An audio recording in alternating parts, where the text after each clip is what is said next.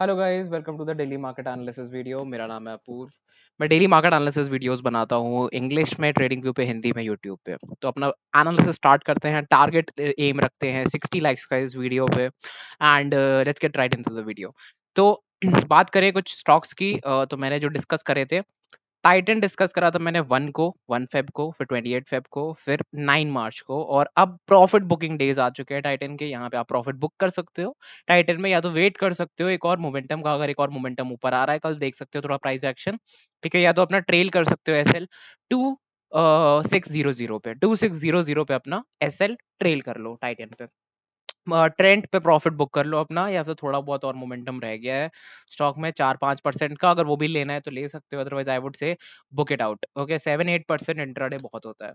Speak की बात करते हैं तो स्पिक में मैंने आपको कल एक पूरा वीडियो स्पिक के ऊपर है, तो वो वीडियो देखो जाके यूट्यूब पे, और ट्रेडिंग व्यू दोनों पे डाला हुआ है, ठीक है। उस वीडियो को जरूर देखना। अगर नहीं पता कैसे, मेरे चैनल खोलो अभी के अभी जो नीचे है, और वहां से सीधा आप वीडियोस पे जाना, कल का वीडियो जरूर देखना। या तो यहाँ पे ऊपर आई का ऑप्शन आएगा एक, उस पे क्लिक कर लेना, ठीक है। इस साइड पे कहीं पे आएगा यहाँ पे, ठीक है। वहां पे जाके आप अपना वीडियो देख सकते हो। श्री पुष्कर केमिकल्स की बात करें तो Shri Pushkar chemicals already trade active है। 0.4% अप है। 277 के ऊपर अगर निकलता है तो बहुत अच्छा मोमेंटम दे देगा। 251 के नीचे जाता है तो एसएल अपना ले लेना, ठीक है। सैटिया की बात करें तो सैटिया में ये मैंने बताया था आपको कि ये एक और चीज बन रही है यहाँ पे। तो जिन्होंने मेरे साथ ट्रेड ली थी, they can book your profit 7% पे। अपना प्रॉफिट अगर बुक कर लिया, इट्स गुड। अदरवाइज एसएल जो है इंटैक्ट है, और टारगेट्स अभी भी ऊपर के इंटैक्ट है अपने, ठीक है। एसएल भी बड़ा है, टारगेट्स भी बड़े हैं उस हिसाब से, ठीक है। फिनिक्स की बात करें तो फिनिक्स अभी भी एक्टिव है ट्रेड, ठीक है अपनी, और मैंने तो ऑलरेडी बुक कर चुकी है। टिमकिन भी बुक कर लिया था मैंने, और ट्रिमकिन में अपने प्रॉफिट आप बुक कर सकते हो 7-8%।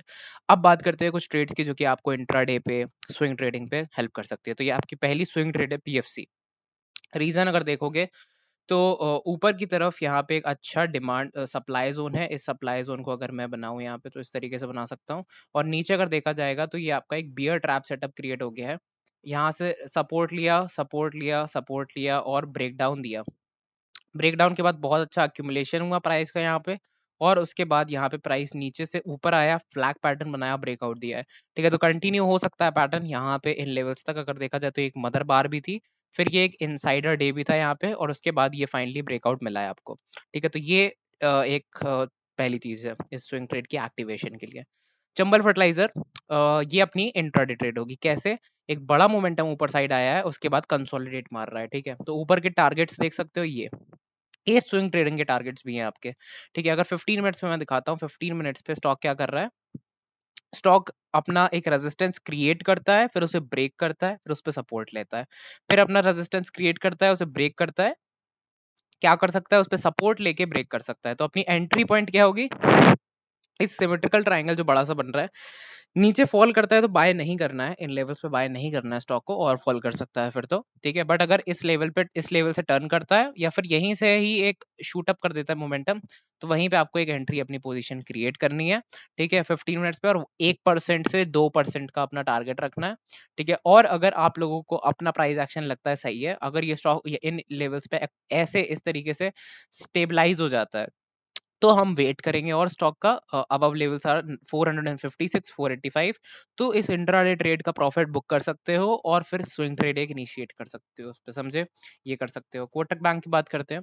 सो कोटक बैंक आपकी इंट्राडे और स्विंग ट्रेडिंग दोनों बेसिस पे ट्रेड है। अगर ध्यान से देखें तो ये डिमांड जोन है, डिमांड जोन, डिमांड जोन। इस डिमांड जोन पे क्या हो रहा है? अगर ध्यान से देखें तो हर बार एक बाइंग आती है, एक बाइंग क्रिएट होती है। Institutional players, big players, foreign F I I D I I, यहाँ से बड़े इंस्टीट्यूशनल प्लेयर्स स्टॉक वैल्यूएशन 1700 के ऊपर देख रहे हैं बेसिकली, ठीक है। तो कोटक महिंद्रा बैंक की वैल्यूएशन साफ साफ प्राइस से दिख रही है कि 1700 के ऊपर ही वो लोग इसका आकलन करते हैं बेसिकली, कि इसके ऊपर ही इसकी वैल्यूएशन है, ठीक है। यहाँ से देखें तो मैंने एक लाइन बनाई है। ये क्या है? काउंटर ट्रेंड लाइन नहीं, ये बस एक लाइन है। क्यों? क्योंकि अगर यहाँ से आप देखो तो ये एक लोअर लो फॉर्मेशन हो चुका है, और यहाँ से अगर देखा जाए तो एक सेम लो का फॉर्मेशन हुआ है। तो लोअर हाई एंड सेम लो का फॉर्मेशन हो चुका है, तो यहाँ से काउंटर ट्रेंड लाइन तो नहीं बन सकती, ठीक है। तो ये किस तरीके की लाइन है? ये है सिर्फ एक नॉर्मल सी लाइन। मल्टीपल रेजिस्टेंस यहाँ का आया है, यहाँ से फिर से गिर सकता है और ऊपर आ सकता है, ठीक है। इस तरीके से या तो ऐसे एक फॉल आ सकता है फ्यूचर में, दोनों चीजें हो सकती हैं, ठीक है। बट हमको क्या देखना है कि इस एरिया पे हम क्या कर सकते हैं एंड कैसे ये एरिया इंपॉर्टेंट है। तो ये एरिया अगर ध्यान से देखें तो मार्केट ने क्या किया, मैं आपको बताता हूँ। एक बहुत ही अच्छी चीज, बहुत ही इंपॉर्टेंट चीज जो मार्केट ने करा है यहाँ पे, देखो इस लेवल को ध्यान से देखना है यहाँ पे।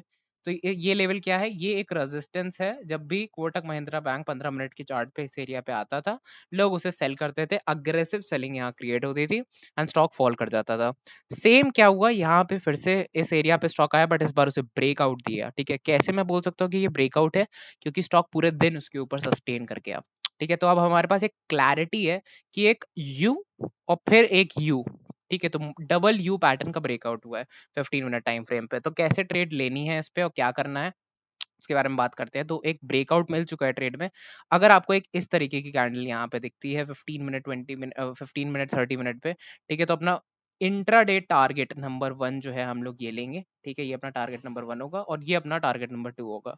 सो एक ब्रेकआउट देने के बाद 2% से लेके 4% तक का टारगेट जो है ले लेंगे in Kotak Mahindra bank. Okay, now जैसा कि इस पर्टिकुलर फॉर्मेशन में आप अगर देख रहे हो यहाँ पे कि मूवमेंट एंड देन कंसोलिडेशन यहाँ पे for the whole day, and that too इस पूरे सप्लाई जोन के ऊपर, ठीक है, हुआ है। सो सेम थिंग अगर यहाँ पे फिर से होती है इस तरीके से, तो क्या कर सकते हैं। अगर इसी तरीके से higher high higher low formation होता है, तो इस तरीके से एक फॉर्मेशन आगे के लिए बन सकती है, दैट इज कि ये एक स्विंग ट्रेड में कन्वर्ट हो सकता है। एंड अब कैसे वो कन्वर्ट हो सकता है, मान लो ये यहीं पे रह जाता है, तो अपना इंट्राडे प्रॉफिट बुक कर लो और स्विंग ट्रेड इनिशिएट कर लो 4% के लिए। इस तरीके से एक्टिवेशन कर सकते हो आप, ठीक है। मैकडॉवल्स की बात करें तो मैकडॉवल्स बहुत ही अच्छा दिख रहा है यहाँ से, और ये जो ट्रेंड लाइन मैंने यहाँ से बनाई है, this is a counter trend line, ठीक है। कैसे मैं बोल सकता हूँ, you pattern and a V pattern, ठीक है, यहाँ बना है, ठीक है। ये एक फ्लैग पैटर्न है बड़ा सा, ठीक है, एक parallel channel formation, falling parallel channel का ब्रेकआउट हुआ है ऑन द हायर साइड। सो दो चीजें हुई हैं साथ में, ठीक है। एंड ईव एडम का ब्रेकआउट भी हुआ है साथ में एक कन्फ्लुएंस सर्किल पे। तो दो चीजें साथ में हो रही हैं स्टॉक में, ठीक है। तो पहला टारगेट क्या होगा, फर्स्ट टारगेट विल बी 4% 960 का, सेकंड टारगेट विल बी 10% 1015 का, ठीक है। I will be trading this stock tomorrow, ठीक है। देखते हैं किस तरीके से, अगर बहुत बड़ा गैप खुलता है आई विल लीव इट, यहाँ कहीं खुल जाता है I will leave it, I will wait for a pull back, ठीक है। और अगर यहीं पे साइडवेज खुलता है, I will try to take this trade, ठीक है। बहुत ही अच्छी ट्रेड यहाँ से इनिशिएट होती हुई दिख रही है स्टॉक में, ठीक है। I will update you guys on Telegram की क्या होता है। इपका लैब अगर देखें, अच्छी स्विंग ट्रेड, अब कैसे कैसे ये एक अच्छी स्विंग ट्रेड में कन्वर्ट है, supply zone supply zone supply zone, ठीक है, future supply zone of course, ठीक है। अब यहाँ पे अगर देखें तो ये यू पैटर्न बन चुका है एंड ये एक और यू पैटर्न आ रहा है, ठीक है। कैसे ये यू है, यू शेप नहीं है, यू शेप नहीं होता है, इट्स अ, मतलब किस तरीके से आ रहा है वहां पे, अगर फास्ट आ रहा है तो उसे वी कहते हैं, उसे एडम कहते हैं, ठीक है। और अगर वो स्लोली आ रहा है, इवन दो वो एक वी बना दे स्लोली आते हुए भी, ठीक है, then also will call it Eve. Okay, U pattern ही कहते हैं उसे, ठीक है। यू शेप से नहीं होता, you is by the speed, the momentum by which the stock is coming up, ठीक है। तो यहाँ पे एक डिमांड है कंसोलिडेशन बिलो द एरिया, बहुत अच्छी बाइंग अक्यूमुलेशन हुआ है यहाँ पे। एंड अगर रीसेंट कैंडल्स देखे तीन, तो वो क्या बताती हैं आपको, fall, lower wick rejection, upper breakout on the off the high and then एक push on the higher side. तो ये एक मॉर्निंग स्टार पैटर्न एक डिमांड जोन पे बन चुका है। 15 मिनट के टाइम फ्रेम पे चलते हैं और थोड़ा प्राइस को यहाँ से ग्रैब करने की कोशिश करते हैं कि इंट्राडे पे कैसे इसको कैप्चर कर सकते हैं।